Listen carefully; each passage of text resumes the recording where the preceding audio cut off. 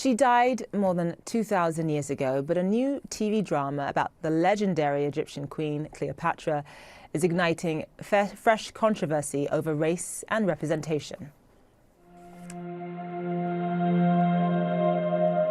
There was a time long ago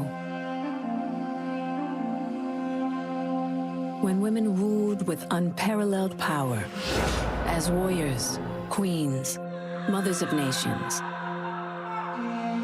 And there is none among them more iconic than Cleopatra. I would die for Egypt.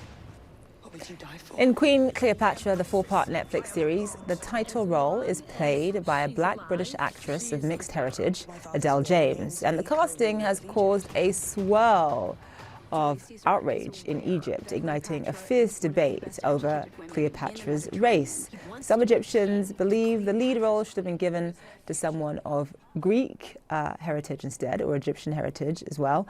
The Egyptian Ministry of Tourism and Antiquities posted a disparaging tweet about the casting last month. Egyptian talk shows have slammed the series. An Egyptian lawyer even filed a lawsuit against Netflix, demanding the streaming service be shut down in that country. The debate is not new.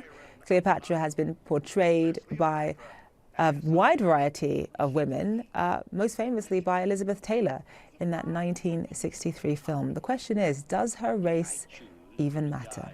Time now for The Exchange and more on this controversy. Joining me live now is Monica Hanna. She's an Egyptologist and the Dean of the College of Archaeology and Cultural Heritage at the Arab Academy for Science, Technology and Maritime Transport. Dr. Hanna, thank you so much for being with us. So I'll pose that question to you.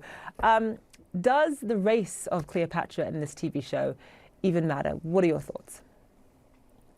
I think race is a social construct. It started in the 16th century. Antiquity did not think in terms of race or color.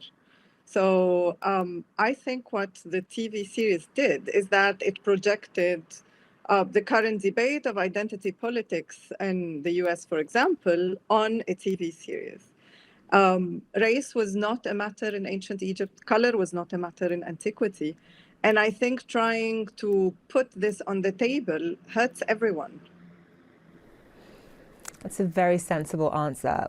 You know, as you point out, ancient Egyptians didn't really care about skin color. They didn't really, talk about it as such. But there are people who are saying, look, she shouldn't be played by a black actress because this is cultural appropriation and representation is important. I mean, what do we know for sure? Because nobody really knows what Cleopatra actually looked like, really. As you point out, it wasn't really documented. People can obviously make intelligent guesses and research, but what do we know for sure about what Cleopatra's background actually was? Well, we know for sure that she was of Greek Macedonian descent. We know who her grandfather and father were. We do not know who her grandmother and mother were. We do not know. She did not leave us. A lot of the archaeological record dating to her period is still missing, possibly because we lost Egypt to the Roman Empire right afterwards. So perhaps most of this has been completely destroyed and will never answer this question.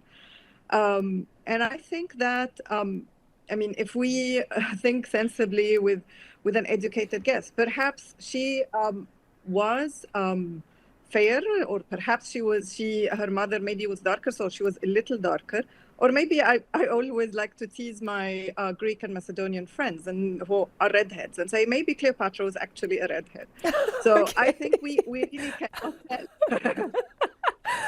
But when you think about just how many times Queen Cleopatra has been represented in pop culture, I mean, obviously she's been played by so many people of so many different racial backgrounds, most famously, I think, by Elizabeth Taylor in 1963. I mean, obviously Elizabeth Taylor is a white actress, and other representations of Queen Cleopatra just really haven't sparked this level of outrage and anger. I don't think I've seen anything quite like this. I mean, why is there so much outrage this time, given that, this representation is of her by a black woman?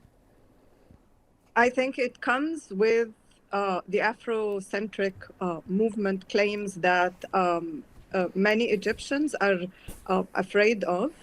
Egyptians, unfortunately, due to colonialism, have not had access to produce knowledge about their past. We still, even if since 1952, the head of the Supreme Council of Antiquities has been Egyptian, the production of knowledge about the Egyptian past still remained within Western institutions. So there is a sort of a fragile knowledge of our past from the general population. And with cultural appropriation of Cleopatra and pushing forward an Afrocentric agendas, people who really have a fragile understanding of their past would feel threatened, especially that, of course, So it's not so much. It's not so much that you know, it's not an accurate portrayal of what Cleopatra actually looked like. The fact that she's black is what is really adding fuel to the fire here.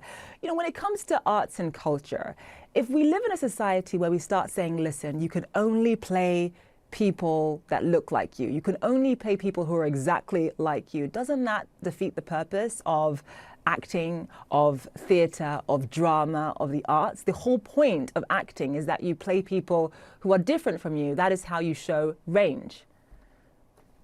Yes, I perfectly agree with you. And I've seen the opera of Akhenaten being played by a black ballet dancer. And that's absolutely fine and acceptable if it's fiction. But putting it under a historical label makes it difficult, especially also with the producer's statements that she is clearly pushing forward an Afrocentric agenda. So I think that this is what sparked the problem. I think art should be art, and race and color should not matter. But then it should be art and not claim that it's actually a historical documentary. Okay, Monica, Hannah, thank you so much for speaking to us today. We appreciate it.